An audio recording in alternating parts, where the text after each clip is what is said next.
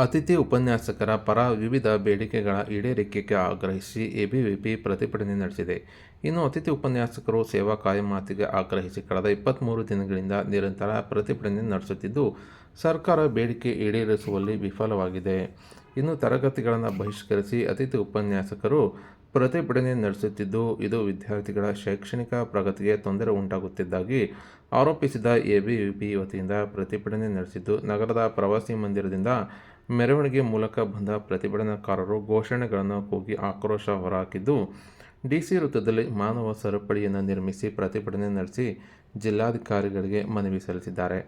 ಅಷ್ಟೇ ಅಲ್ಲದೆ ಅತಿಥಿ ಉಪನ್ಯಾಸಕರಿಗೆ ಯುಜಿಸಿ ನಿಯಮಾವಳಿ ಪ್ರಕಾರ ವೇತನ ನೀಡಬೇಕು, ಸರ್ಕಾರಿ ನೌಕರರಿಗೆ ನೀಡುವ ಹಾಗೆ ಪ್ರತಿ ತಿಂಗಳು ಸಂಬಳ ನೀಡಬೇಕು, ಅತಿಥಿ ಉಪನ್ಯಾಸಕರ ಸಮಸ್ಯೆಗೆ ಶಾಶ್ವತ ಪರಿಹಾರಕ್ಕಾಗಿ ಸರ್ಕಾರ ಕೂಡಲೇ ರಾಜ್ಯದ ಕಾಲೇಜುಗಳಲ್ಲಿ ಖಾಲಿ ಇರುವ ಉಪನ್ಯಾಸಕ ಹುದ್ದೆಯನ್ನು ಭರ್ತಿ ಮಾಡಲು ನೇಮಕಾತಿ ಪ್ರಕ್ರಿಯೆ ಆರಂಭಿಸಬೇಕು ಹಾಗೂ ಅತಿಥಿ ಉಪನ್ಯಾಸಕರು ಕಾನೂನಾತ್ಮಕವಾಗಿ ಹೋರಾಟ ಮುಂದುವರಿಸಿ ವಿದ್ಯಾರ್ಥಿಗಳ ಹಿತದೃಷ್ಟಿಯಿಂದ ಕೂಡಲೇ ತರಗತಿ ಬಹಿಷ್ಕಾರವನ್ನು ಹಿಂಪಡೆದು ಪಾಠ ಪ್ರವಚನಗಳನ್ನು ಆರಂಭಿಸಬೇಕೆಂದು ಆಗ್ರಹಿಸಿ ಪ್ರತಿಭಟನೆ ಮಾಡಿ ಜಿಲ್ಲಾಧಿಕಾರಿಗಳಿಗೆ ಮನವಿ ಕೂಡ ಸಲ್ಲಿಕೆ ಮಾಡಿದ್ದು, ಬೇಡಿಕೆ ಈಡೇರಿಕೆ ಮಾಡದೇ ಇದ್ದಲ್ಲಿ ಉಗ್ರ ಹೋರಾಟ ಮಾಡುವ ಎಚ್ಚರಿಕೆಯನ್ನು ನೀಡಿದ್ದಾರೆ.